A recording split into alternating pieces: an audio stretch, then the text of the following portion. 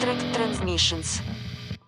And hello, thank you for joining us today on Abstract Transmissions. I am Covey Proctor, and thank you for joining us today. We have the one and only Glenn Chadbourne, who's an artist and a literary artist, as well as a ton of other work. So I'll kind of let you outline some of your background so I don't speak for you. Hey, peace and love. Oh, background. I've just done this stuff professionally now for Jesus, I'm thinking 25, 30 years.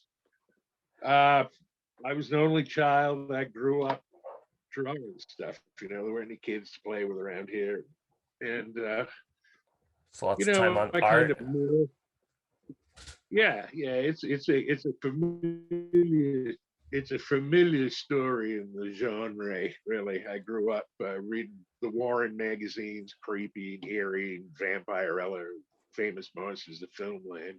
Yeah. And as a little kid, there was a mom and pop store down the street. My father used to take me down there, and and they had the EC comics, so I was reading Tales from the Crypt and all that at the age of 9. so and so I started to draw that stuff, and I just I became enthused in the horror genre, and eventually, oh god, teenage years probably, I started to draw my own comics. And back in those days, there were a bunch of distributors you could send out stuff, and they'd kind of hype it up for you. And the distributors would put you in their catalog, and I self-published a lot of stuff. Yeah.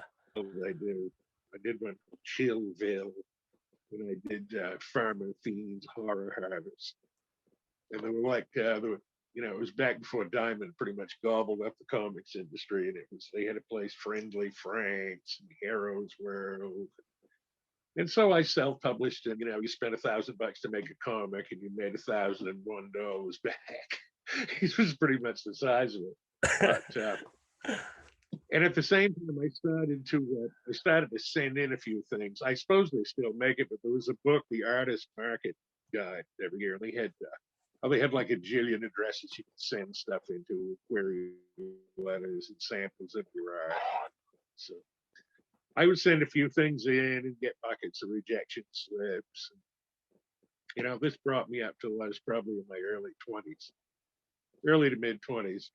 And in the meantime, I did local stuff around here. I do a lot of mural work and whatnot as a kid, painted signs, but I always kept my finger in the horror biz because, whether I got paid for it or not, I loved it. It's what I was going to do. I could be homeless selling my blood and still be drawing out there, I just prong myself. Absolutely. No, I mean that's you do what you're passionate about, That's gonna be your best work. Your dreams, man. And yeah. I'm not pretty enough to whore. Well, hey, I mean, being an artist can kind of feel the same way sometimes, As a musician, I I can relate. I mean, I make other art too, but not you gotta follow those dreams, man. Anyway, absolutely. probably in my late 20s, or early 30s, I used to go to a Borders bookstore here all the time over in Portland. And at the time, Rick Howdela worked there. Rick was kind of Maine's other horror guy. And I got to know him. And he's a real sweetheart of a guy. He's long gone now, poor guy, died. But he took an interest in me. And I'd been trying to, I'd sent query letters and samples of my art to several, publishers, Cemetery Dance among them. But anyway, I got friendly with Rick, and my big break was with him. He published Cemetery Dance was going to publish a collection of his called Bed Bones, and I kept showing him samples of my art. We became friendlier and friendlier. And he said, "Well, draw something out for story X, and we'll see how it goes." And I wound up drawing him just 13 or 14 pictures of bed bugs, and he sent them to Cemetery Dance. And gave me a plug, and they liked it, and that's what kicked off my kicked off my career with That's them. So awesome. I owe Ricky a lot. And it's the damnedest thing. It's kind of like the movie biz. You almost had to know someone who knew someone who knew someone who knew someone to say, "Hey, look, give this guy a fucking shot." Absolutely. Yeah, I mean, music's the same And way. so, yeah, same way with the music biz stuff. Sure, you gotta. Sad but true. I mean, Yeah, a lot of talented people, just writing on the bathroom walls, right? I know. It's But unfortunate. There's so anyway, much music like that. through through that, I got I became acquainted with Rich Chismer and vice versa, and he liked my stuff, and he took a chance on me and published a few things, and it's been a love affair ever since for Cemetery Dance. I Yeah, adore him, and we've done a lot of work together. But Ricky gave me my shot with them, and that's one thing awesome. led to another, sort of dominoed over the years. And then I started to go to all the horror conventions. You meet people along the way. We're a pretty small tribe, actually, Yeah. in this business. So you Well, I you mean, go to the phone. and then there's the, I mean, the networking and stuff, and like we were talking about, like music, same thing. But I think that's probably true. I mean, I worked for Samsung as a field sales manager. Used to actually cover stores up in your area. Yeah, All the way up to Bangor, actually. And it was kind of the same thing. Like you had to meet, network people. Like with, I yeah. mean, I was store managers and stuff, much less, much less interesting. But it's still kind of that same thing, and really the most effective way to get material out to anybody or get your name out to anybody, and I mean that's how I met district managers and stuff like that. But Yeah. I mean it's really amazing how that Well, kind of transcends. I have an old work ethic. I figure if you put out a quality product and you show your heart in it, and you treat people right, one thing leads to another, and that's been my field motto anyway. So I couldn't agree more. I really I think that's absolutely the case. And I mean you'll see that people spill their heart and soul into something. I think that's, I mean, with any type of art or creation. it's important to be timely too. When they Mhm. need something. I live in deadline land. So if I say it's going to be done at X date, it's Mhm. got to be done at X date. I mean, I'll work myself harder than any boss ever would. So, yeah. That's always been a challenge for me. Deadlines. I Yeah. ADHD and all that. Like I definitely try and Well, keep on. so I've got, thankfully, I have OCD. So Yeah. I mean, I stay up around the clock to finish something. Right. Keeping But it and yeah, keeping everything organized and yeah, it's definitely I mean that's the other side of it for me because I'm really super disorganized, so I have to keep lists and all that stuff to stay keep myself accountable. I mean, well, I'm for the getting a little older. I get a little feeble-minded about things. I do have to keep notes because sometimes I get so goddamn much going on at once that I have to go, yeah, who notes are block everything. when. Yeah. Yeah. But we soldier on. Right. Yeah. Absolutely. And I mean, I think most of the time with creative personality is like, it tends to be, at least for me, what I've seen with musicians, but also friends that are artists that like, they get really into something and that's it. That's all they're doing. They're putting all of their time and energy and it's going to go until it's done. Um, With me, it's the zone. It's almost a form of hypnosis. yeah, I mean, I'll kick absolutely. off. I'm regular as clockwork here, and I get Hmm. up and I go run a couple errands, and I get home and I put my head down and work on what I'm working on. And before I know it, my guts are howling to be fed around 5 in the afternoon. So, it's Before you even know it, you're like, I, where did the time go? mm, mm, which is fun. So works for me. Yeah, absolutely. I mean, it makes the day go by quicker. Like I always kind of liked being in that, position where if I was doing something that I love doing as a job, it made the day go by quicker. I've never really had a job. I've always just had this. Yeah, Luckily, yeah, yeah. No, I've kind of found I mean, it's weird how things kind of worked out because I was really bad at all of the like retail stuff. I found a way into sales because it was something that I could be decent at when it came to, technical knowledge and stuff. And there's a God in sales. My old man was a salesman. oh I yeah, mean, you got to have the pitch. But yeah, I couldn't drywall as a kid. I mean, and that sucked. And I knew right then and there. I said, "Oh no, this isn't for me." So, yep.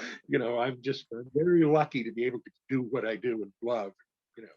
Not everybody has it that lucky.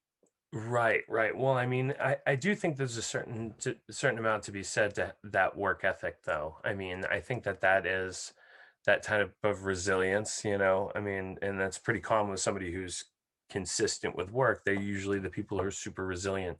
If Well, they get, the show must go on. I mean, my folks died one after the other. I drew. I took hmm solace in that. I've been in emotional affairs before with broken hearts, but I worked. yeah, Tragedies here and there, and joyous things here and there, and I've always found solace in what I do, no matter what the hell's going on. I can absolutely. zone out into my stuff. So that's, again, not everybody has that. So Yeah. I'm No, thankful. I couldn't relate any more. Like music is that for me. I mean, I've lost like kind of same scenario. I lost a lot of people in my life, and it's weird because I've always found my way music has just kind of pulled me out of any of the really hard parts of life, like when things got really bad and I felt just like, it couldn't get any worse. Music is always that thing that is like, no, things aren't that bad. Things can get better and things are going to get better. And for whatever reason, music was just that reinforcement, the thing I could channel it towards. Music triggers my emotions like no other thing. I play Yeah. guitar. I stopped, but I do it for fun anyway. And I've been in bands. But if I hear a song on the radio, it brings back like smells in 1987 or something, and I knew what I was doing. The sun was shining. Or the opposite Absolutely. side of the coin, it will remind me. I mean, my wife laughs at me all the time. I howl like a puppy dog. It's tunes and stuff. I'm an emotional boy. What can I say? I don't know I if it's am the left too. brain or right brain side, but I'm ruled by emotions, and thus music triggers stuff. So, I really really it's not common that you find somebody that you can relate to on that level. So I feel you there. That's something like my my wife always laughed about too, because I am super super emotional softy when it comes to stuff like that. Music specifically, that's one that hits me like a ton of bricks. So it's hard when you're like in an emotional place and then you try to write because you'll be like, I got something really good, but then you get all shaken up. So it's like you gotta yeah, find that balance. we've had a lot of deaths up here over the past few years. Guys around my age, I'm not that old, but apparently old enough for them to start cashing in. Yeah. And I always pick out a song and throw it on Facebook or whatnot. Jesus, the memories flood back there. So, Yeah. but it's very cathartic, I think, to just let yourself go and just come apart, I and agree. out, with you know emotional stuff. So it feels good. Definitely. I think that people so often, especially men, and it's unfortunate because I was raised by a woman and didn't have a strong father figure in my life until a bit later. So, I mean, I think that partially adds to the fact that I'm a bit of a softie, but I, I always really just kind of found my way, I guess, through things,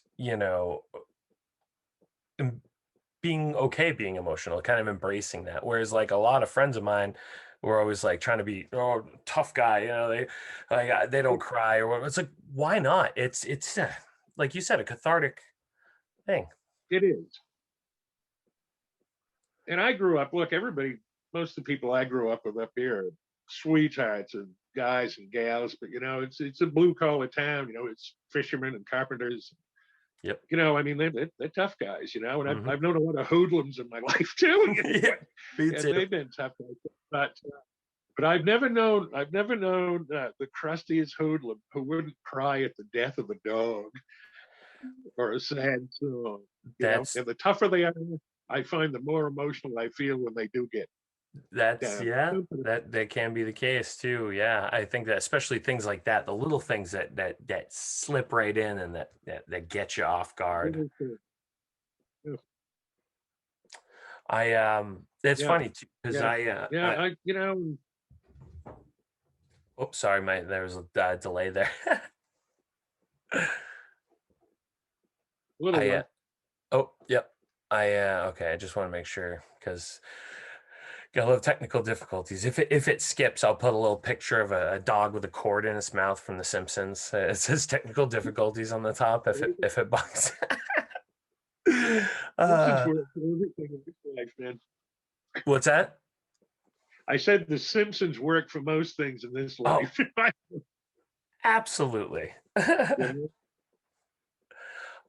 That Well, I mean, my life's an open book. I'm lucky. I get to do what I love. I married well. I adore my wife.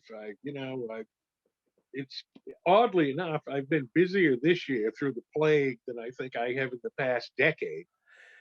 So I that's mean, I'm doing okay, and I attribute that to the fact that people have been penned up, and they tend to buy more books and DVDs and music, and absolutely. so we're all at the mercy of our own living environment. So I've been uh, busier than a one-legged man in an ass-kicking contest. That's good though, because I mean, I do think that there's like people are talking about how like and there is a negative impact to the job market and economy and all that stuff, but there's also a shift going on to stuff like this and artists and creative minds, and I think we need to Yeah, embrace that because that's going to be the future of the job market. a lot of new cottage industries have sprung up. Hmm. Masks. I mean, I designed a few masks for a guy. Yeah. So one door shuts, another opens, I guess. But That's it. I mean, maybe not on the same scale, and I think that that's the concern with like AI taking over work and stuff. But yeah, AI, man, talk about creepy stories. I can live without that. But then again, I guess I can't because it's everywhere. So I'm just right, available with it. seriously, I I really like there's part of me that really embraces it, and I really love the idea of technology because I'm a sci-fi nerd, like, and I grew up reading, Heinlein and uh Asimov and Oh, stuff, and sure. that and it's weird because that's how I found my way to like Stephen King and whatnot was through the Dark Tower series Yep. first, oddly Oh, enough. really? Yeah, it So was weird. you So were into you were into Steve's fantasy stuff before you got into anything with like fangs. You know. absolutely, and Okay. that's what made me fall in love with his writing. Actually, I worked My wife's backwards from the Dark Tower back. my wife's a big fantasy, you know, I fan.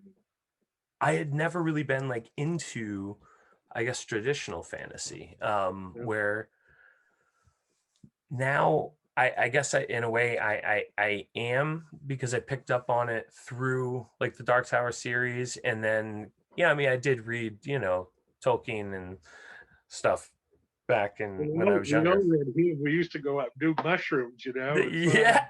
mossy rocks and shit, and walk around. And, it was Bilbo Baggins, whatever. Yeah, I mean, everybody went through that Tolkien stage. Absolutely. I mean, even like Eddie Dean in the Dark Tower, they're talking about getting all, I guess, junked out or whatever, listening to That's uh, uh, that's really special stuff. That yeah. he came up with that whole world.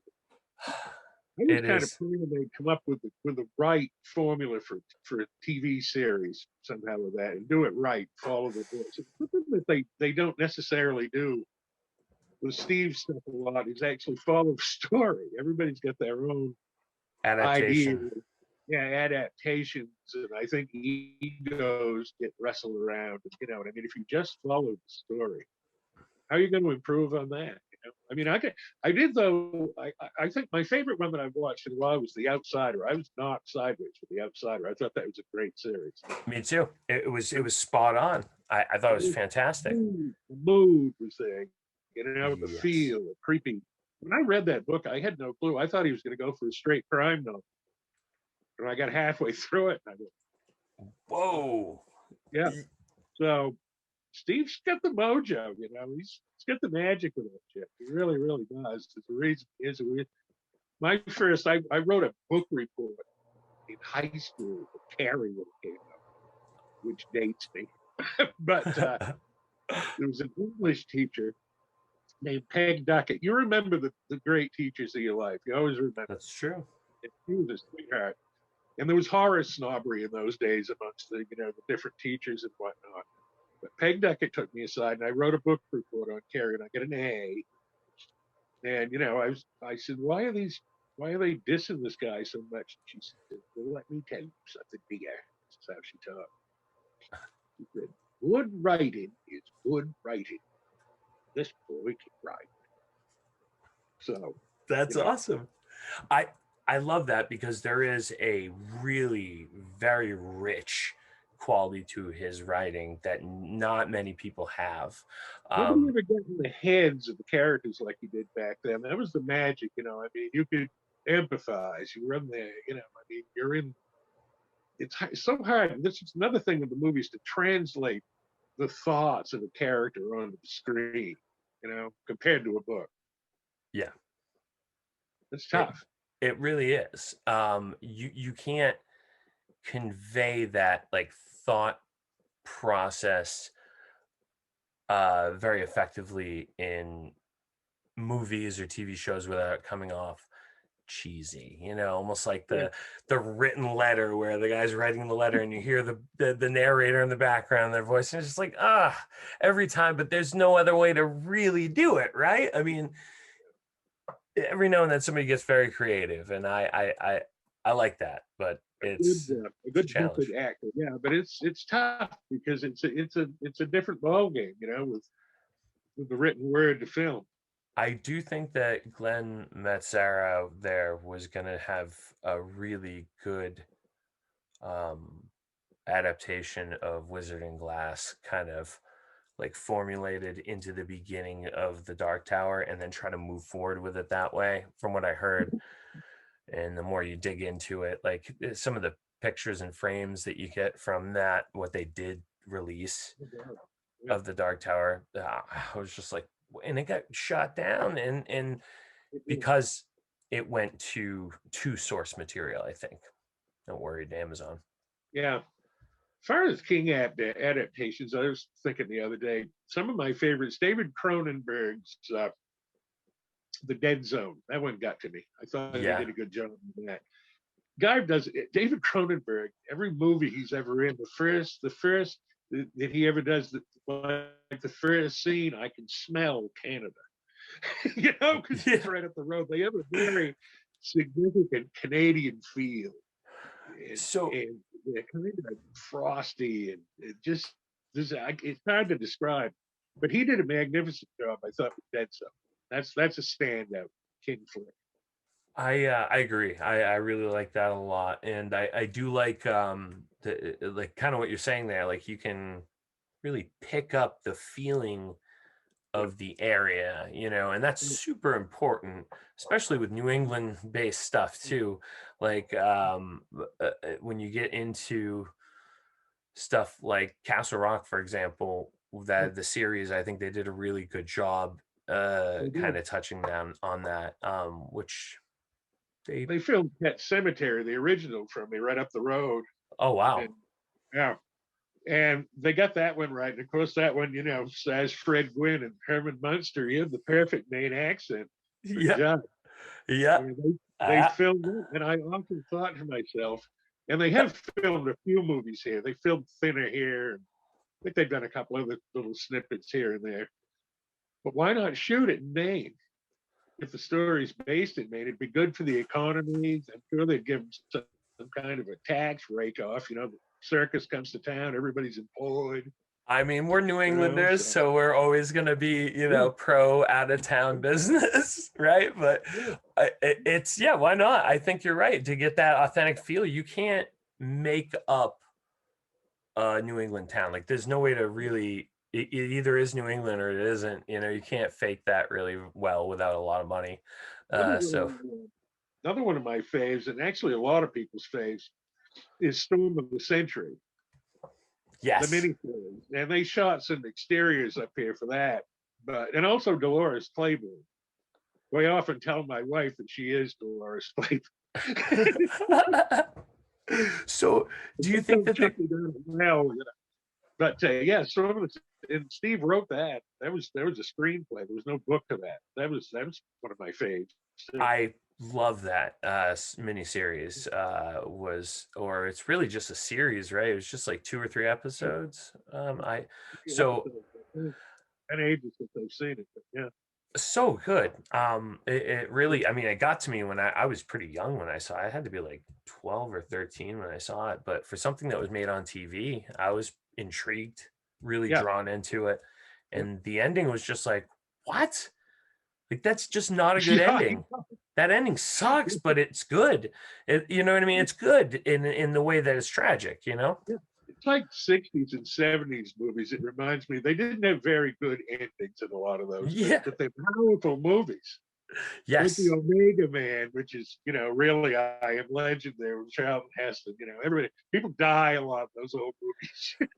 Right. Right. No, and I think that's like in Game of Thrones. People were upset in the Yeah, first season after they killed Ned Stark, but it was just, well, I'm sorry if spoiler alert out there, but if you haven't seen it by now, I don't know what to tell you. yeah. But to all those listeners that haven't seen it, I should have kind of. Anyway, he dies in the first season, and I, I love people are Julian. upset. I know, but they hadn't read the book, so I knew it was coming. Yeah, same. So, And people are just like, he's a top build character. Yeah, well, hey, nobody's safe. It's like The Walking Dead or The yep. Sopranos. I mean, Hmm. a lot of those people in the show just got the script. They found out that they're, going to get it. That's it. I think that's great. I think it's awesome that they're able to play that off and do it so effectively. Certain shows, some of them, uh, not so great, but I think that those shows specifically, everything you just mentioned there, is a good example of decent serial TV that is good character arcs, good structure, material. I personally like Game of Thrones to the end of it. Not everybody did, Oh, but a matter of fact, I should set out to watch the whole thing again. I've been rewatching all the old Sopranos. I got on a kick. And I forgot how good those were. I really miss James Gandolfini. He was perfectly typecast, man. He was a sweetheart of a guy, I guess, in real life too. So I sadly, agree. Great character. But the thing that I was hoping for, I think, was some sort of I don't know. I think a lot of people are looking for like redemption of characters, and you know what I mean, and they just didn't get it. they didn't. Yeah, but in a way, it's more powerful. It's like a romance when you Yep. anticipate the kiss and whatnot, and they come within a hair's breadth of each other's lips, and then something happens. Yes. You can Yep. think more about what could have been. Right. So And realistic too, right? I mean, that's I life like sometimes. unresolved movies at the Mhm. end, because Mhm. life is unresolved, really. Yeah. You know? Speak while we're talking about something like that, The Mist was a good adaptation, even though the ending strayed so much from the short story.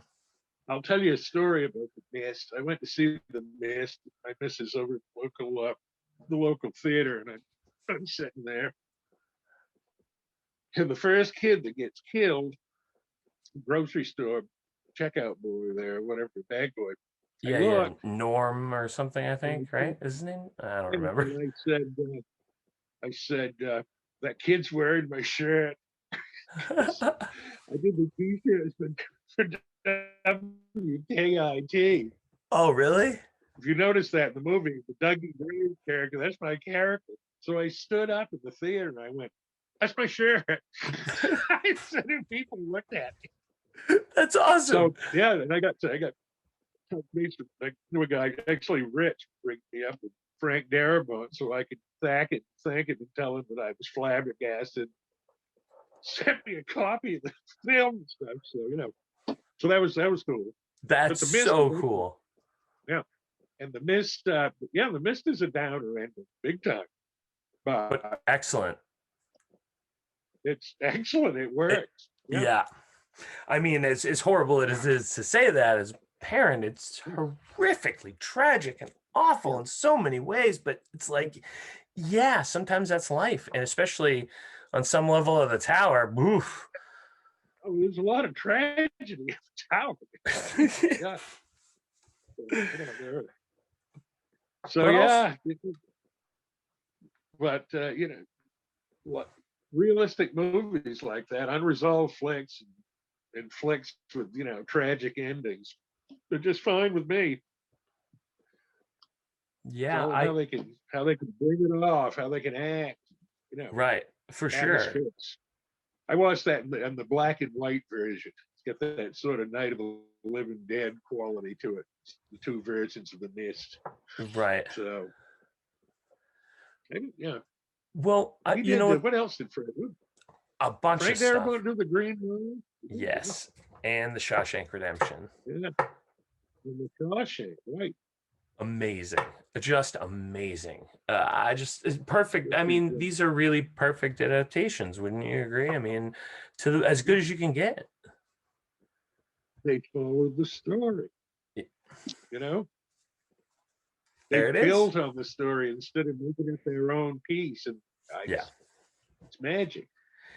So it's tough with the newer adaptations not doing that as much. Doctor Sleep did a very good job redeeming the first book and mixing the book and making it work. Keeping true to the story. I enjoyed that. I thought it was great. And he is one hell of a director. I mean, I watched, there's one that moved me to tears, The Haunting of Hill House. I just watched the Bly Manor flick. That Yeah. guy is superb, you know? And I So, heard that and he's he's so cool oh, sorry, a little bit of a delay. I heard he's going to no, be doing I'm more going to say stuff. yeah, I hope so because he's great. I mean, what they did with Hill House, take a classical story and kind of how he revamped the characters for the situation that he did with the miniseries. I was watching that. Of course, I read the thing when I was in high school, and I've watched the old movie of Julia Touch. It's probably one of the most effective haunting stories ever written in films. The old '60s film that they made. I mean, I rent it every once in a while. It's a great, great piece. But to do that and enhance it with and there again it yanks at your heartstrings, the family love, even with all Yeah. the addiction and the shit and the bickering and dysfunctionality and whatnot. I don't know of any functional families. Do you? I sure as hell didn't have one. Nope. So it was nice to see that through all that in that miniseries, the love comes through. At the end, it really Yes. did a magic job. I couldn't agree anymore. Like and it's not easy always for I think directors to get those things across effectively. They have to be really good at what they do because it can come off the wrong way and just be interpreted all wrong. It's the chemistry, if they get the right chemistry and the right people to bring it off. But the guy is he's a 10 in my book. I hope he keeps banging him out. So, Oh yeah, I good heard guy. he's gonna be. Geez, is it last name? I forget. That I. Irish. See, here we are bragging the guy up. I can't think of his name. Yeah, He's got an no, Irish. I'm gonna look it up right now because I was just talking to somebody about it, and it's on the tip of my tongue. Flanagan. I don't Yeah, even have to look it up. Mike Flanagan. Amazing work, and I hope he does more adaptations, and I would like to see Darabont do more adaptations. Really, I I would mean, like Dark to see Tower. Darabont do some stuff. Yeah, he's been absent for a while. I don't think Frank's done anything. Jesus, A couple while, 3 years, yeah. maybe more. Yeah, I think The Mist was it. Last one. It's a shame because he's the Focus guy that on they really need to pull in on this stuff, you know. yeah. Well, Just the feel and the authenticity whenever he's doing something, he's really like, especially in The Mist, for really to get that point across that you get so effectively in the book, that they're out back and this thing happens. Spoiler alert for the people out there, if you haven't read The Mist, you may want to skip a little bit, but in this, they're out back of this grocery store, and I'm really jumping ahead, but there's this mist that comes in. There's creatures from another dimension in the mist. Long story short, they're coming through this back, door that's like I don't know, a garage door, and kills this kid after they had seen this ahead of time. Nobody yeah, the believed tentacle. them, and just the disbelief and all Right. that, that whole portraying that as a director, that the skeptics and all that just being like, yeah, no, you're crazy, and making that effective in the movie was impressive. You'll notice another thing about that movie. There's no soundtrack. There's no music in that entire movie, Oh wow, I did not notice and it that. makes it next time you watch it on DVD or whatnot, there's no music, no soundtrack. It's all live action right then and there. Yeah. Yep. That's No wild. mood music, nothing. Straight. That's He did amazing. a few. I read a thing. Yep. He did a few episodes of that show, The Shield. Remember The Shield? You ever watch Mhm. that one? Yeah, with Michael It's an Chiklis. FX show. Yeah, Michael, check this out. To gear up for filming The Mist, he knew some people who were working on The Shield. He said we need to do a couple episodes, and he kind of got the feel for that. But yeah, you'll notice there's no soundtrack in that movie. Wow, Yep. that's amazing. I mean, it definitely gives it that eerie feeling that would make sense. Now I'm thinking about it now, and you're right, there isn't, and that definitely makes it seem more real or raw in a way, Creepier. Yeah. and you don't even really notice it, right? I mean, you don't think about that at all until you're pointing this out to me now. I haven't really put those two together before. That's amazing. I have to They watch always it say again. a good soundtrack and good mood music in a film shouldn't really be noticed. It should sort of be absorbed so doesn't overwhelm the scene.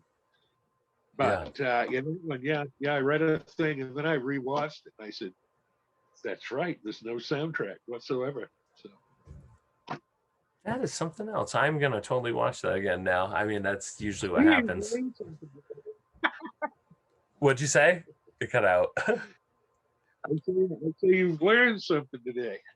I did, and I learned something today. I'm really kind of thrilled about this now because I'm like, oh my god, this is one of my favorite Stephen King adaptation movies. So, I'm just shocked that I haven't noticed it before, but also I'm really pumped to have another excuse to watch it again. Netflix has done good work on King adaptations. They did. I thought Yes, 1922, which I amazing, think you've got the book there. I did some illustrations for that, and right that was here. Oscar quality stuff, man. 1922, the film that they did, and also Gerald's Game. I thought they did an Absolutely. excellent job on both. You And know, they so, even incorporated the all things serve the beam there, and I was like, what? And yeah, the yeah, thrilled. My nerd yeah. my nerd Netflix is fanboy thing was coming out. Netflix has put out some good stuff over the past plague year here. They really cooked them up.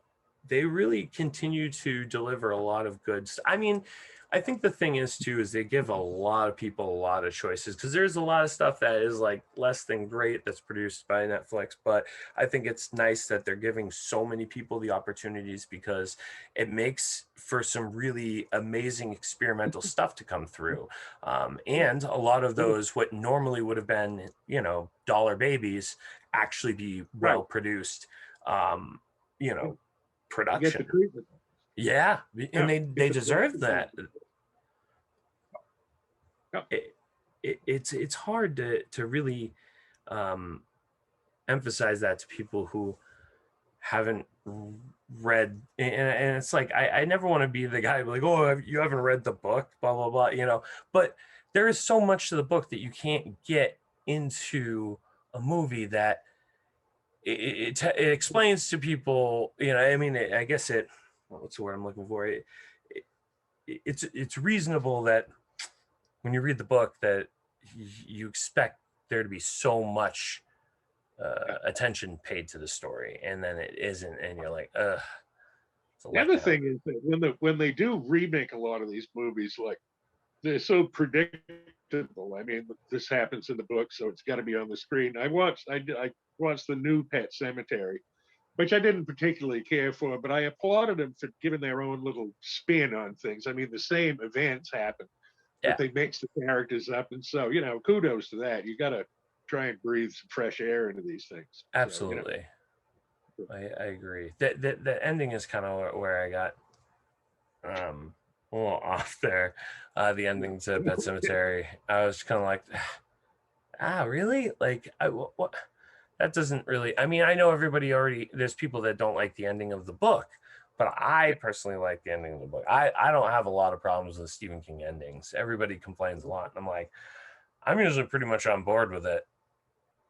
yeah, I went up. I like the old one because the Ramones did the theme song, and I was a huge Ramones fan back in the day. That's awesome. Hey, Sam. So I good. love the Ramones. My kid did at an early age too, oddly enough. For They're some all reason, gone. I know, Yeah, I know. Everybody's just I think dropping off all my favorite musicians.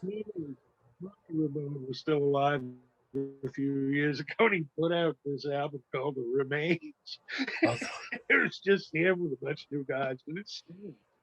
I mean, you that's grow up with your old music heroes. yeah. Keith Richards is still with us, though, of all people. Man is fucking impervious to anything. It's Yeah. unbelievable how many people are like healthy as can be, and then they friggin' start dropping off. But Keith fucking Richards, man, he just skates along, no problem. Good, Nuclear not a bad holocaust, thing, and the but only thing left will be cockroaches and Keith Richards. yeah, no, Oh, he definitely is. He's definitely something else. He's an anomaly of a human being for sure. yes, they'll probably tour again. I think they were gonna, and then the Rona came along. They had to cancel the dates and stuff. So you know. It's It's been amazing. tough. It's been tough for musicians, bands, and whatnot, and Oh, in bars up here because I mean this is really poleaxed the hospitality industry this past year, and you got to think of all the gig workers, and a lot of them. and bartenders, waitresses, kitchen staff, and owners of the restaurants and saloons themselves. I mean, it's really driven a stake into the hospitality. And I was in Portland a while back. I was walking down the street. It's like a ghost town, and you could hear an echo of Munjoy Hill down through Congress. Strange. So hopefully the vaccine is kicking up now. So hopefully we'll get on the horse. I hope so. I mean, I really was kind of hoping that this we'd have a little. I mean, and who knows? I mean, things might be more mixed up a little bit where there's a lot more people vaccinated by the summer, but I think a lot of musicians are hoping that, you know, Mm. this summer is going to come back with a boom. And if not this summer, the next summer after that. But can you imagine each summer, it's just people getting more and more tense. So when that comes back, it's going to be a great time to be a musician. One of my dearest pals on earth, girl named Storm. She's a bartender down in New Harbor, right on a seafood restaurant slash bar, and she books bands, and they'd get 300-400 people jouncing around on a wharf down there, and everybody'd be having a great time. And the bar would make a shitload of money, and everybody was happy. And that all went away. They let her hire one-man bands this year in cornhole tournaments. So because it was outside. So It's tough. My it is. favorite, oh, sorry, I didn't mean to interrupt you. The delay again there. Um, my favorite venue, same thing. I just did that, and they're throwing in the towel entirely now, which sucks because they were like our only music video, not music video venue in the Dover, Portsmouth, you know, area. Um, I almost moved to Portsmouth one time. I went out with a girl from down there. I love Portsmouth. I always have cool towns. it's where I was born, actually, Portsmouth, New Hampshire. We used to go to those summer stock theaters in the park. I don't know if they still have those. They used to. They Those were do, great. You just absolutely. sit there with a bottle of wine and a sandwich and watch an off Broadway show. Man. Yep. Prescott Park. I mean, some of my fondest memories when I was a little kid with my mom, we used to live like right there, right next to it, actually, back when you could live in Portsmouth. Yeah, It's crazy expensive now. It's insane. yeah, yeah, yeah. But I adore Portsmouth and this area. I mean, I love New Hampshire in general. Or really New England, I guess, but more so Maine and New Hampshire. No offense to I Mass, couldn't but live anywhere but here. yeah. And people bitch about this time of year. This is my favorite time of year because it's the goth in me, man. I like the gloom, the Hmm. snow. I There's was something to it. you know, it's cozy. I tuck in and do my thing. Of course, I wouldn't have any choice this year anyway. But Yeah. For sure.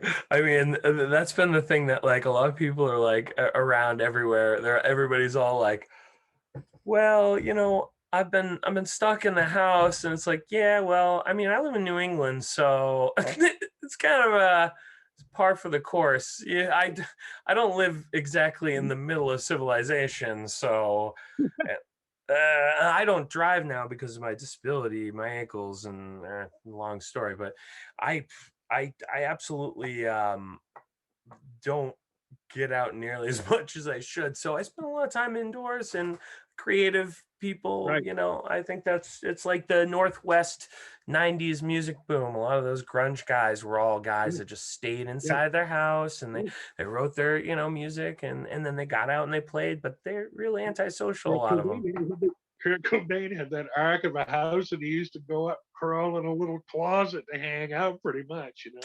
I Yep. miss them. Yep. I miss him. That's funny you said that. They were probably one of the biggest influences to me as a musician when I was younger. And now I burnt myself out on Nirvana big time because, well, all 90s music really, but specifically Nirvana because I had listened to them so much from when I was like, I don't know, 8, 9 years old is when I first heard them because that was right around the time that Kurt died. Yeah. And I was so young that, you know, you really don't get introduced to that type of music until you're a little bit older sometimes. And for me, it was just, you know, He heard was about them. And he was another. I would refer to him as a musical comet that kind of streaked across. Every once in a while is sort of a renaissance of mhm. something new. You know, I I'm not completely much on agree. I'm not much on the new tunes. I'm a lot of I don't know. I'm old school, I guess. I was a big punk rocker back in the day. So I struggle a lot with a lot of newer music too. I mean, it's weird because I spent a couple of years in a metal band doing something vocally that I'd never done before, and I was really doing it more so to have a, you know, step out of the musical norm and do something that I had never done. But I right now, like the band I'm in now, Ambient Discord, is all like four chord, very 90s rock, very influenced by stuff like Sonic Youth or Nirvana. Yep, yep, yep, yep, And yep. I really I love that music, but also rock and roll in general, just the roots to rock and roll. I Um, just went out and bought myself a new guitar and amp a couple of weeks ago because I missed it. that's So, that's awesome. That's I love it's, hearing people saying they got a new guitar. It's always people light up every time they say they got a new instrument. it has it has a dual positive effect too because I draw so long. I'll draw 15 hours a day some days, Mhm. and it's like a carpal tunnel thing only in my left shoulder. It's weird. I think just the way I sit. So if I get up and I play a half an hour on the guitar and screech Does it away, help? do a bunch of leads, really, and it helps. Yeah, because I think it stretches certain muscles. That's awesome. So, so My the medical prescription play too. It definitely does. My bassist has multiple sclerosis, and he struggles a lot with is you know muscle exercises and whatnot. And Sure. staying consistent with bass has helped him regrow a lot of that formation back, but also muscle memory. It's super important. So he has to stay on Good for it. the head. Too. Mhm, absolutely. Good for the So head they, too. Good for the y- head because music really is a language. it When so you're is. learning, it's like I mean, just basic stuff. When you start to learn, it opens up a whole new language set of skills, really. So yeah, I mean, I played since I was a kid. I suck though, but I have fun, which is what counts. I I, feel I it. So that's it. That's all that matters, man. That I'm the same. I write very, very basic chord style progression rock. And I mean, there's a little bit heavier overtones to it because I was in, some heavy bands and that drifts over a little bit, but not, it's weird. It's gotten softer as I've gotten older and I'm really writing more like, I would say it's closer to Foo Fighters or, um, you know, uh, Queens of the Stone Age or anything than anything else. one thing to the Stone Age, They're amazing you band, can right? you can pick up some of my stuff on YouTube from Nick Noxious and the Necrophiliacs. We've got some of our stuff up there. My Really? old band. I'm gonna have to check it Yeah. out. And that's that Nick Noxious and the Necrophiliacs. Oh yeah. I'm gonna put No, that I had a in band for the years. comments for folks out there too, if I can try to There you go. spread it Who's the around. guy? Who's the metal band, New Age or band that did the remake of The Sound of Silence? That's the most powerful goddamn thing I've heard. Who is Oh, that? You know what I mean? Dave Draymond from Disturbed, I believe. Disturbed. I Yep. mean, Jesus, I heard that gave shivers down my spine. I mean, there's another one that makes me howl. I can watch The Graduate. There's something about that whole Simon album, the Yeah. plot, Yeah. the heartstrings. I mean that is music, it really that's part of the reason why I play it. And it's funny sometimes when you're just not in it that much because I'm a vocalist and a guitarist. So doing those things and writing a lot of the stuff in this band, I'm writing the material, the music. The last band I was in, I had nothing to do with the song structuring, just the lyric writing and the vocals. But this is a different animal. Like I'm writing a good majority of the song structures, at least loosely, and then having everybody else fill in stuff so it doesn't sound too repetitive. And because they're a lot better writing than I am when it comes to that stuff. So I found it's like I found when I wrote songs, it was kind of like a bowel track. Sometimes it would come out easy, and sometimes I'd really have to grunt. yep, absolutely. That's wild how Sometimes that I get happens. constipated. Yeah, yeah. But sometimes it flows out, and it's a lot of fun. I ain't gonna quit my day job, but I had a ball doing all this stuff years ago, and I still ride around with it once in a while. I Chuckles. I encourage you to keep that stirring your creative juices too, because I feel like it keeps your mind kind of like just moving, and then when you go to do something else creative, it just makes it so much easier. Every once in a while, I'll have a short story idea, I had one a while back, and I wrote the entire thing in my hand in the bathtub one morning, and I got out and I couldn't do another thing all day. I had to write it down. I wrote it down long, and now I'm gonna like polish it. If nobody even publishes, I don't care. I had to get it out, you know. So, Yeah, that's but all every that once in a matters. while, I have an idea. Yeah, yeah. So, I so creative juices, man. that's it. I love hearing stuff like that. Like when somebody's just like, I had this thing and I had to get it onto paper. I had to get it out. I had to create it, write it down, something like that. Cause I can relate to that so much. And those are some of the best things that I've ever done, have been those things that are just like, holy crap, it's coming out of nowhere. I got to stop what I'm doing.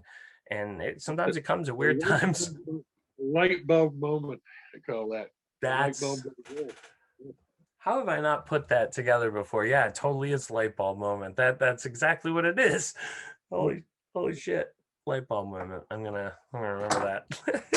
Because I've used that before, obviously, right? But not in this context, and it is exactly what it is. Yep. Eureka.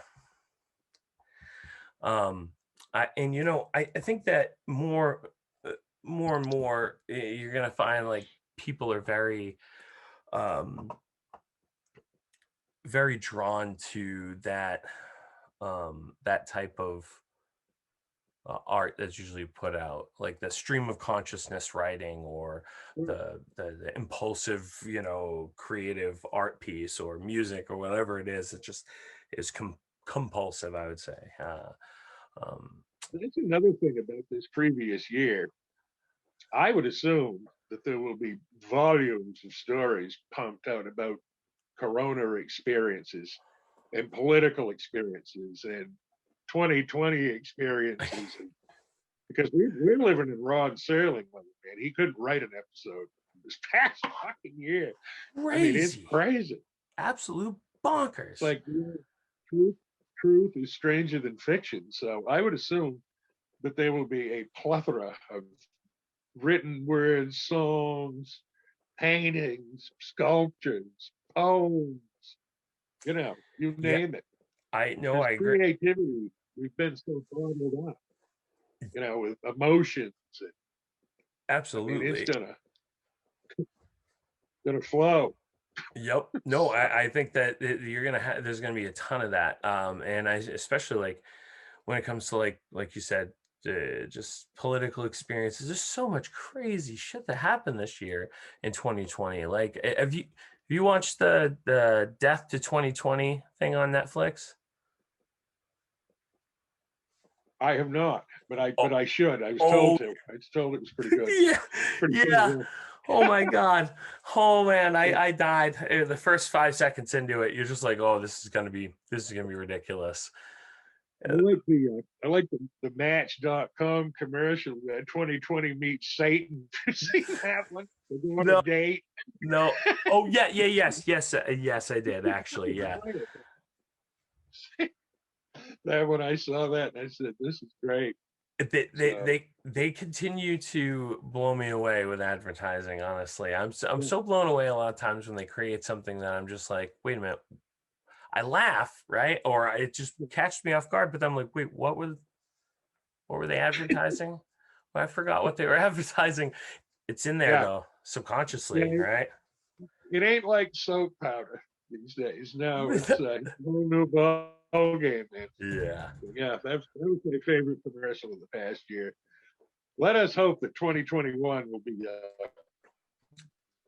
I little hope bit so. more on the bright side I mean, if anything, it'll be a because little it bit more couldn't get. calm. Yes, Yeah, no, we it, could it all couldn't. use a little calm. It couldn't get any crazier. You were 100% right. It couldn't get any weirder. It couldn't get any more off the wall than last year. I think mainly because I mean, sure it could, but not in the absolute just craziness. Just it was insane. Everything that happened is just absolutely nuts. Rod Serling, Reality's yeah. taking a big hit. What's that? So I said reality is taking a big hit. Yeah, yeah. A lot of people just on the other side of it, like just whole alternate realities. I don't. I'm. It's mind blowing. Like I try so hard not to get into. I actually heard this recently on the thing. It's funny. Somebody said, a great podcast. It was one of the ones with the one with Robin Firth, but try to stay out of the politics thing. It's like, I love Robin. Yes, he's a buddy of mine. oh yeah, Robin's great. Robin's great, but She's a buddy of mine. I love Robin. She's a great gal. she's fantastic. It was a great episode too. But we were talking about politics briefly, and then somebody in the comments was like, "Hey, you should stay out of the politics thing." It's like, well, I mean, as a podcast, we do go into that stuff from time to time, but also I think it's healthy to kind of dive into that stuff when the guest is obviously okay talking I about it. go, uh, I go by that old axiom: think globally, act locally. It's just, because Absolutely, I've got both tribes up here I'm friends with, and I'm not out to start wars or anything. It is what it is. But I think yeah. we can all agree that it was a crazy year. Oh A yeah, little peace would be nice. That's as far as I'll go. for sure. Oh yeah, no, it was bananas. And I think that, now it's the same thing with me. I mean, part of living in New England, right? Like I have so many friends, like a couple of friends that came on to the show. I got a little bit of heat for it because they're Trump supporters. I talked to everybody. One of my best friends who passed away right before my wife passed away in this last 2019 to 2020 craziness. The thing that blew my mind is that like people are so like, well, they're dropping friends, dropping family. It's like, look, my friend and I didn't agree on a lot of things, but we were friends to the end. You know what I mean? Regardless of his political stance. And I mean, we really disagreed on some things, but that doesn't define us in our friendship, you know? I drink coffee at a convenience store every morning. In the thick of things, they came at me like hawks. I just finally said, come on. It is what it is. Yeah. Yeah. No, I think Life is good. It is. People lost friends and family members. You know, you know. I see no. I see no sense in it. I go back to think globally, act globally. I no, try and do my best gig, my fellow man around here. So, you know, I agree. I mean, I think that that's actually a really great way to put it. I haven't really thought about it that way. Think globally, act locally. That really does apply too when it comes to politics too, because I tell people it's like everybody's so worried about like all these other things that they can't control, but their local, like yeah, state, city politics really matter more than anything. Your local that's town zoning. that's exactly that's exactly where it matters. And the other thing is, you start arguing with somebody with an opposing view these days, you might as well argue to a brick wall. And Right. they're unflinchable, I'm unflinchable. So why even, bad for the blood pressure. I'm a Yeah. fat guy. I don't need more blood pressure anyways. Relatable, my friend, relatable. And you're right, because and that's part of the reason why I'm so adamant about podcast type conversations versus online conversations, because people are typing everything and they're not hearing what the other person's saying because of the loss of sarcasm or inflection or kindness or whatever it may be. But when we talk in person, we can convey a lot of those things. And what do you know? A lot of times, people who are on two sides of the other end of the spectrum, when they're talking in person, it seems to go a lot smoother. Um, Oh yeah, no, and I've noticed that. I mean, I've talked politics with some of these guys at a decent level. I would say that. I mean, my old man, he was a hardcore Republican and stuff, but it wasn't as rabid as it is now. The views from either side. I mean, he was just, and oh a lot yeah, of the older people around here, where you didn't hear much about it, they didn't give much of a rip about it. You just kind of were. I mean, he pretty much thought through his wallet. Is why he right, was how he yeah, was. I never got along too well with him anyway. But my point being is, there wasn't all the rage, hostility, and people didn't want to go down each other's throats about things. Maybe I'm wrong, but it seemed that way that no, you're right. I think that years ago. no, you're absolutely right. I think that there was this time where uh, even when I was younger, I mean, I was born in '84, right? And it's a different generation for sure. But still, when I was younger, we didn't talk about politics at the family table or anything, and there's like, it's just something you didn't I was, do. I was Yeah. 24 when you were born. I was still doing LSD. That's awesome. Hey, I tell people maybe you shouldn't stop. I think LSD is life changing for a lot of people, and somebody like Yeah, Donald Trump, like him, hate him. I think the guy needs to do LSD.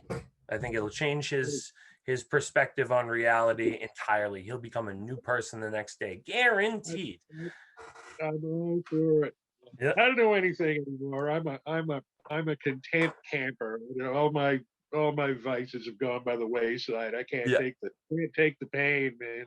Yeah, So, for sure. I mean, the only thing that like I'm kind of the same. I don't really do anything other than cannabis consistently for pain management. But yeah, I we mean, smoke a little. Behind and yeah, I smoke a little weed. She uses a lot of it for CBD stuff like that. It's a miracle cure for some of her aches amazing. and pains. It Yeah, is amazing. It is the main reason that I consume cannabis to the level I do. But THC helps too, but the CBD, yeah. I don't know. That's I mean, and that's a $1 billion market. It's one of the wisest things they ever mhm. did pass that. I don't know if it's totally legal across the country. I don't think it is. We are now. They're Oh, going that direction. I hope they yeah. legalize it. They need to. New Hampshire isn't legal weed yet. No, no, No. no, no. We're in an, in an island of prohibition and like in a lake Yeah.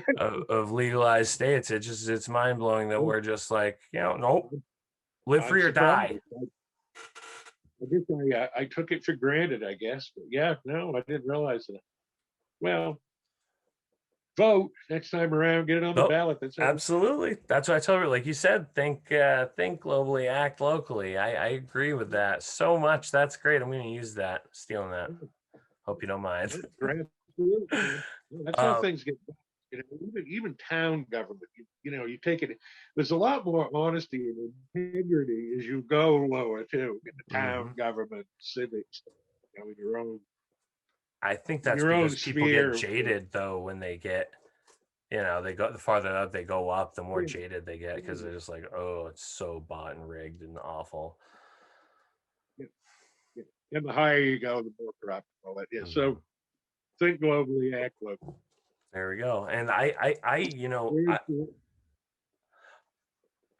really think that with the cannabis legalization thing, I mean, for me, I'm a therapeutic patient in New Hampshire, so I don't have to deal with a lot of the garbage that some of the other people do, and they've decriminalized it, which is a plus. But Yeah, they're they're wading their feet in it to see how much money they can make. That's all it comes down to. yeah, They want to know how much money they can get out of yeah. it. And once they realize that it is a cash cow, New Hampshire's going to dive into it face first, like they do with alcohol. Always follow the money, man. Hmm. Absolutely. That's exactly well, and that's the way they're going to go. So I'm very confident that once they, it's just the conservative dinosaurs that don't want it because they think that it's, a gateway drug, and they have no clue that alcohol really, Yeah, if you want to say any of them is a gateway drug, alcohol is significantly more of a gateway drug nowadays, at least. yeah, most definitely. Yeah. So, but like, and they will. It comes down to money. They'll see what they're going to make on revenue and whatnot. And I mean, the state coffers are full up here. They know what they were doing. Colorado, they're all billionaires out there. I know they made the They kicked the choices can. early. Lucky Yeah, guys. yeah, they saw it. They saw it coming. They Well, is there did. anything in particular you'd like to know? Well, I really just, oh, you know what? I absolutely. This is the conversation that we have almost every episode, and listeners may be rolling their eyes once again. Yes, I am going to ask your position on UFOs, UAPs, aliens. I think, I'll steal this line, but I can't remember who said it. I almost think it was Einstein, but don't quote me. How arrogant would we be to think that we were the only people in the universe or galaxy or galaxies? So yeah, sure. Yeah, It's pretty vain. It's pretty vain, to consider that we're the only bugs on the rock. That's not. I agree. I mean, I'm almost always completely. I mean, and listeners That goes obviously know back. that. That goes back to politics. When the real stink bombs were going off, I said to a friend of mine, I said, "What we need is a day the Earth stood still moment. We need somebody to come down and land and say, all right, keep fucking up." And, Might come sooner than you think. like that, it would unite all of mankind. You know. It So absolutely. day the Earth stood still moment. You're right. So yeah, no, definitely. If we have a moment like that, it's gonna change the socioeconomic landscape of the entire world, religion, and everything. Yeah, right. Implications of that, it would just stir the unbelievable. pot there, what you did. Oh yeah, stir the pot is right. No, of course. Yeah. And that's the other thing. Yeah, that's just crazy. Anybody that thinks that we're the only living beings, the endless depths of space. I know. I really, it's wild too, because I've straddled not the skeptic, but I always want to see proof. I want to see evidence. I'm big on the side of science, but I've also experienced some things that are definitely mind blowing, things I can't explain. But the thing that's blown my mind recently is obviously all this evidence about UAPs, and they just passed it in the newest COVID bill. I don't know if you knew that, but a bill to study the unidentified aerial phenomena. Really? Because they've been flying over our nuclear airspace and stuff. Bananas. This last year was bananas. Yeah. Bonkers. Yeah, I don't doubt anything. I'm with you. They're welcome anytime in my book. I mean, I'm on both sides of it. I do worry Stephen Hawking's position, which was that we might not want to be reaching out into space because, whenever there's a civilization that is ahead, or, that it, like, think about how it worked for the Native Americans, or a lot of the civilizations that never works out well for the no. Yeah. So I mean, that is a concern. I mean, hopefully they're far above that. We might be considered a troublesome insect. That too, right? I mean, we could be the problem. What was that space log that they looked like a piece of driftwood or a petrified turd or something that was floating around? Oh yeah, Oumuamua or something like that. Yeah, I know what you're talking about. Yeah, they figured that was a broken off remnant or something. So who knows? Interstellar piece of something. Yeah. Well, so I will definitely urge you to research a couple of things online if you haven't already seen them. Well, a couple of things. There's I still can't believe I'm suggesting that people watch this documentary, but on Netflix is a documentary called Unacknowledged, and it is very interesting because a lot of the things that they said was going to happen. I saw the little snippet for it there. Yeah, no, definitely, I'll watch it. Worth watching, because a lot of that stuff that they said was going to happen, I kind of rolled my eyes at when I saw it, and now almost all of it came to fruition with Trump and everything. It's unbelievable what what has transpired with the whole Space Force thing, and how, you know, the Oh yeah, it's the the Space the Force. the United States is slowly releasing information. Like the Pentagon admitted that there was a task force on unidentified aerial phenomena.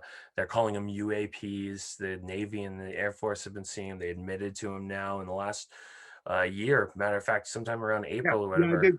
I did. Yeah, I did. I did see if they recently released some of that stuff.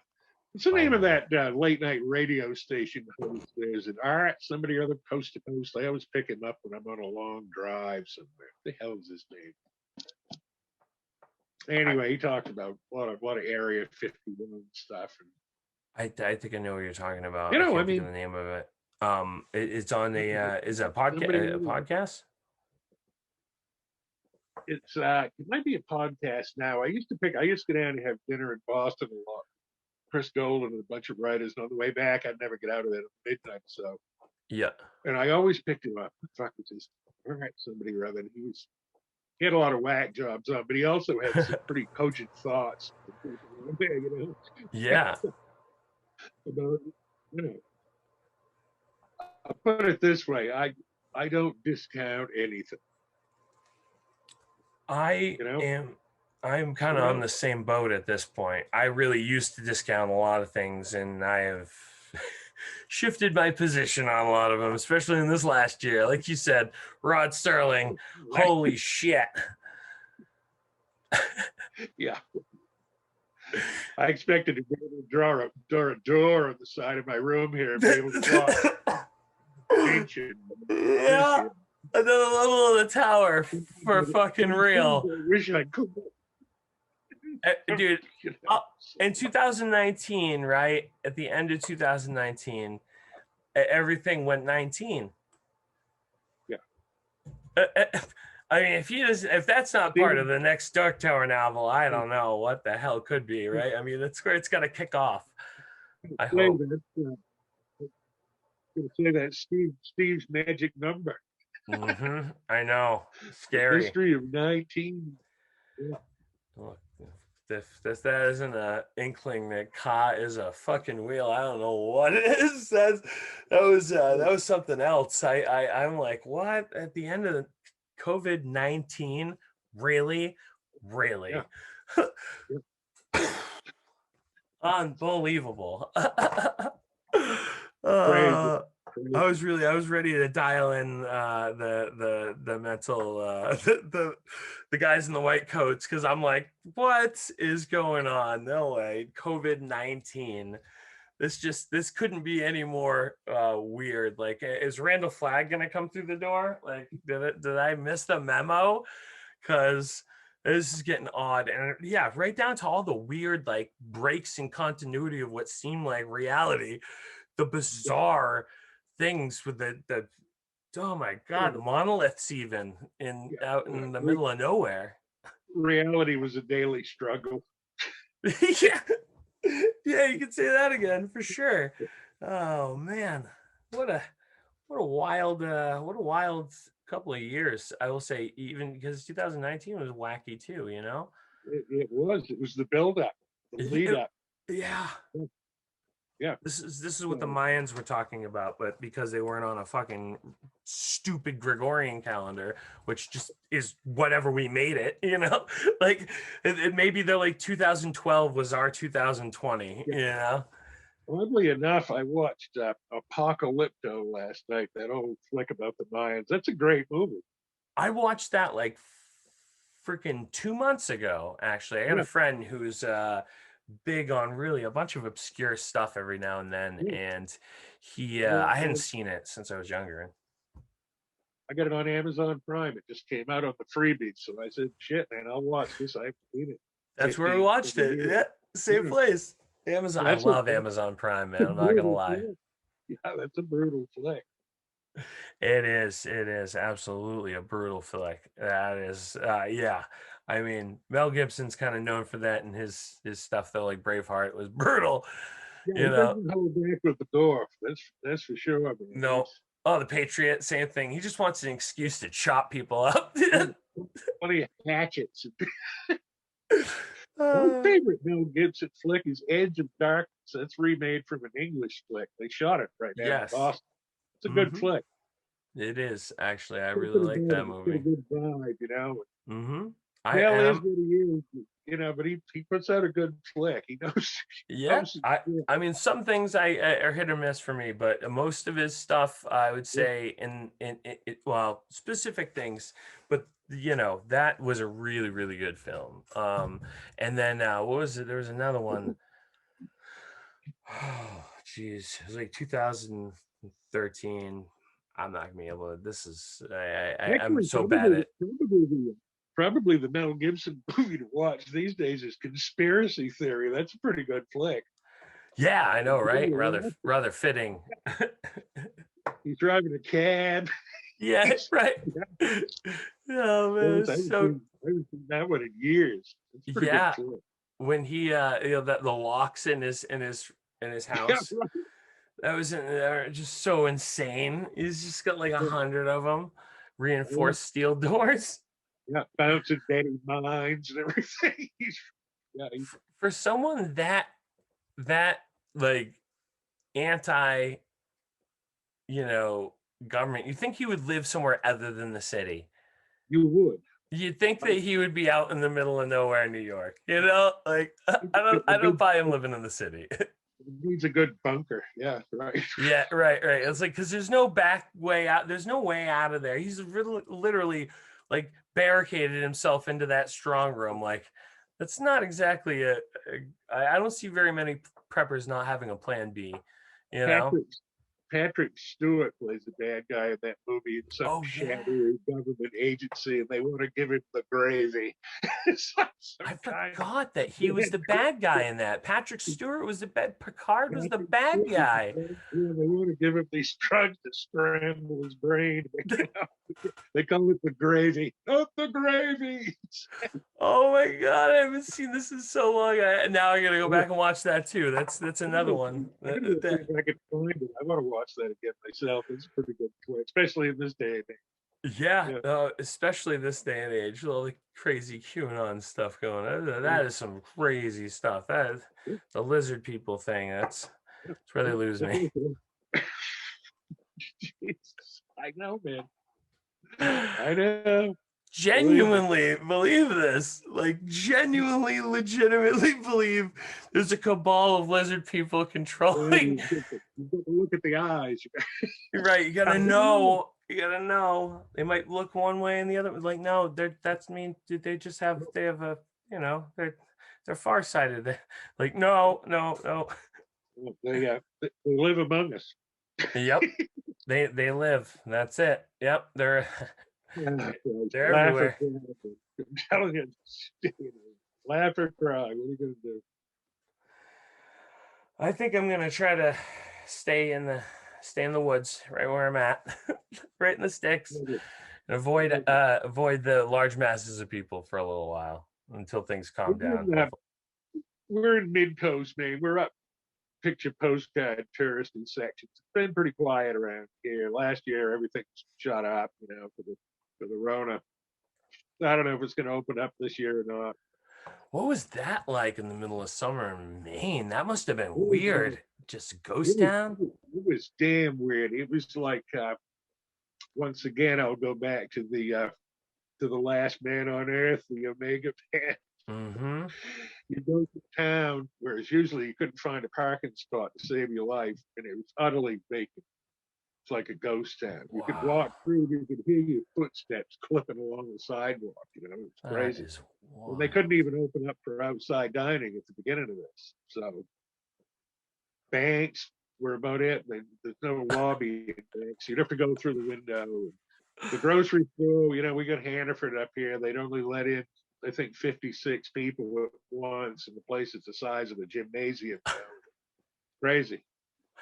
And That you have is to take numbers. It was insane. That's wild. I mean, I lived in Kittery, right on the border of Kittery and York, technically in York, actually, I think.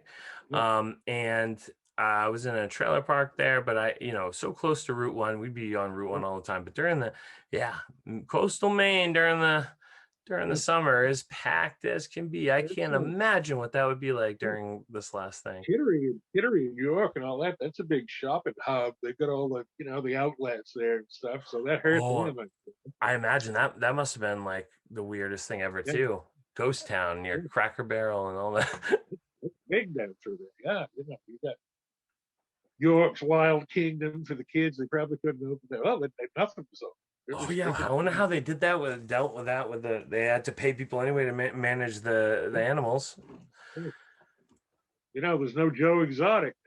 Isn't it so funny how that became like the staple during the whole thing? Is like people came together around a friggin' Tiger King, that He didn't batshit get his. crazy Yeah, eye. I know, man. He didn't get his pardon either. No, it's so funny you left him hanging. I think it's hilarious. He left him hanging. He's just kind of like womp womp. Oh, I'm sorry, that is what he gets. I mean, No, it's not. Yeah, I mean everything was shot up tight. This is my theory. This whole thing, and I'm not king and I don't rule, so it doesn't matter. But what I would have done when I really saw the shit starting to hit the fan, I would have begged and pleaded with people to absolutely stay tucked in their house for 2 solid months, and I would have thrown more money at them. And I would have had food delivery services and med services and everything, and just have us wall up for maybe 3 solid months. And I think that the greatest amount of this stuff would have rolled by like a wave. mm-hmm. But Yeah. I ain't judge. But that's what. Yep. They I tried mean, their best, but it didn't get handled we right don't at have much, all. we don't have much patience in America for things No, like that. everything is instantaneous, and It's a fast food world, I mean, it's instant this, instant that, and we're that's kind of right. kind of spoiled that way. So, but what do I know? But that's it's Yeah, taken us a lot longer than most countries. So we we're gotta get getting it out. there. I We're mean, we're getting there. also trying to navigate the whole, capitalism kind of free market society thing where I think it's great potential. And I think we just need to like, let it kind of do its thing and not like let everybody kind of control, but also like create a system where I'm still on board with $1,000 a month. I think it would do amazing things for creators like ourselves, and in Andrew small Wang wanted to businesses. do that. Yeah, Andrew Wang wanted to do that, didn't he? Yeah, I got his thing on the wall. I was campaigning for Yang Oh, yeah. back in the November. Well, before that too. Actually, it was right up. And I found out Oh, about him through the podcast actually. yeah. No, he's a smart guy, nice guy too. Really, So really amazingly nice person and very well thought out. Like I read his book, The War on Normal People. It's definitely worth reading if you're okay with reading, nonfiction stuff. And I'm not always great at that anymore. I used to be a lot better at it when I was younger, but now, I definitely, it was an easy read. It was entertaining and actually pretty fascinating. So I blast through it pretty quickly, and I urge anybody to read it if they get a chance, just because it really makes a strong case for the UBI thing, on so many levels. And, yeah. you know, uh, I people, listen to I listen to a lot of audio books as I draw up here. It's one of my big same. things. I like to be read to. Me too. That's we are very similar in that regard. I do most of my reading through audiobooks, and then when I really like, if I want to read, like I've been doing the immersion thing. Like if I really could devote the time, then I'll read and listen at the same time, which is really cool because it's like a weird meditation thing. You get sucked right into the novel in a way that Yeah. just reading or just audiobooks alone doesn't quite do the same thing. It's fascinating.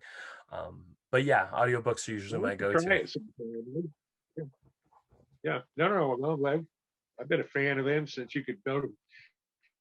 You used to be able to rent them at the video store Oh, really? years ago with VHS tapes, and I remember they had an audio section. You could They were like little VHS cassette. I remember I bought Mrs. Todd's Shortcut, my favorite King short stories. There, they had that It's a good one. It's a a whole really good section. one. Yeah, it is a good I one. really, Yeah, it is a good really love the short story work, and that's actually what pulled me into Rich Chismar. In his work was obviously the Gwendy's Button Box and Magic Feather, but uh, his short story work, like the long road home, um, yeah. is one of the most, after the bombs, is one of the most impactful things I've ever read in my life. And Richie has got a great big old heart too, and he's got a yeah, big imagination. And he's a good guy, and he's got he is. literary integrity. You know, he's a nice guy, and he's following his dream, and he's done well by it. And I couldn't be happier for him. So he's a he- sweetheart. he's an amazing guy. I had a really great time talking to him on the show, and him and Billy are going to be coming on hopefully in the next couple of months or so. And I really look forward to that podcast again too, because I love to pick people's brains on ideas, but never, like, it's tough because the last episode, I feel like there's a lot of people, and I did get a little bit of heat for not asking more like questions related to his work and stuff. But after the episode, like we talked, and it seemed like he appreciated that. Like I tried to, the whole point of this is really more so to talk to people from all walks of life. Cause I mean, I talk to everybody from Oh, cool. writers to artists to, people from theater to job creators. I try to keep it Cool. mixed up as much as possible. But I also really, really am a big literature buff. So I can see myself delving into that a lot frequently, as well as artists, because as a creator, I mean, we've had a lot of musicians on too. So I try to Yeah. mix it up though, because I don't want to over saturate it with a heavy amount of musicians. So my thoughts were, going to other I'm creative gonna avenues. I'm gonna spend the day with you here right off and listen to a bunch of these podcasts because I've thumbed through them. You've done quite a few. I have, and I mean the COVID post COVID ones were a little bit of it adapting, and still is a little bit, because I'm used to talking to people in person. When I was in sales, I was on the floor kind of talk, and I never really wanted to do sales. So I started in the sales thing, and then when I was like, when I left sales, I wanted to start a podcast. I thought I was going to do something related to appliances because that was the industry I was in. Fuck appliances, I want to talk to people. I don't give a shit about appliances anymore. I did that for a long time. I don't care about that. I want to hear what people think, actually think. And when I started out, I was doing this with my good friend and co-host Justin, and we were doing this in person at his house. But when COVID happened, there was some other things too, just deaths and just a whole wide array of things that just scrambled things up. But then COVID, really made it almost impossible to do anything, obviously. So I adapted. I got a DSLR camera, and kind of slowly but surely kind of worked towards doing things this way, which has opened up, obviously, a whole avenue of different opportunities. So Yeah, you've schooled me. I feel like a guru of technology being able to get this thing rigged up tonight. So I honestly, I'm not really. I'm usually lost when it comes to any of the troubleshooting stuff. I have to look it up, and I'm still lost after. We just pushed enough buttons till it worked. So, Hey, it worked out. We got there, and we had a really great episode. And I can't thank you enough for coming on. This has been a really great time, thank talking you, and man. stuff. Yeah. And we'll have to Hey, do this again how soon. am I gonna show this to all my buddies? Cool. I'll send you the link after I get everything edited and up. It usually takes me a day or so to kind of get everything, trying to navigate between multitasking, parenting, and Oh, thank you for editing that. and getting it up. And the big thing is that, like, and we were talking about this earlier with lists and whatnot, I try to hold myself accountable by, having 30, we've got, let's see, was it 12 hours or 24 hours of material every month that I've got to put up. So if I force myself to do that because I'm paying for that much material, I'm gonna be on top of myself to put up that amount of time within a month. So Right. it's good to keep me accountable because I don't usually. So Keeps that's you busy. the That's for challenge. sure. Yes, absolutely. So I'm glad that we're able to get some really solid episodes and episodes like this. This has been a really great time getting to pick your brain about aliens and stuff.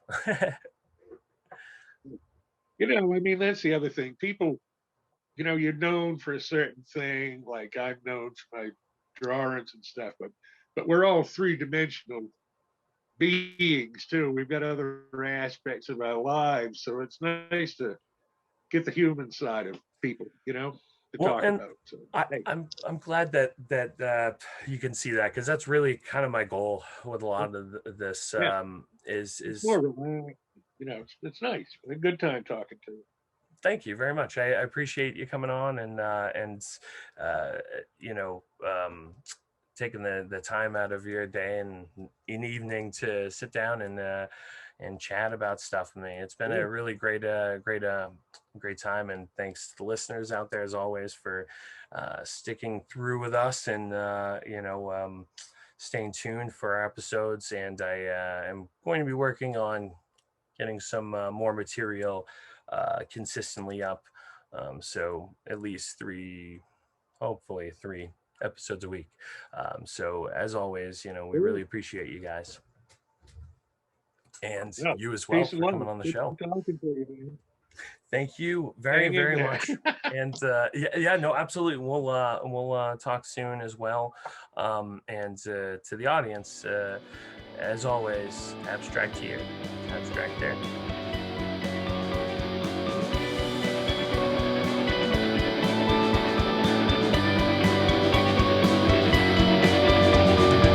Abstract Transmissions.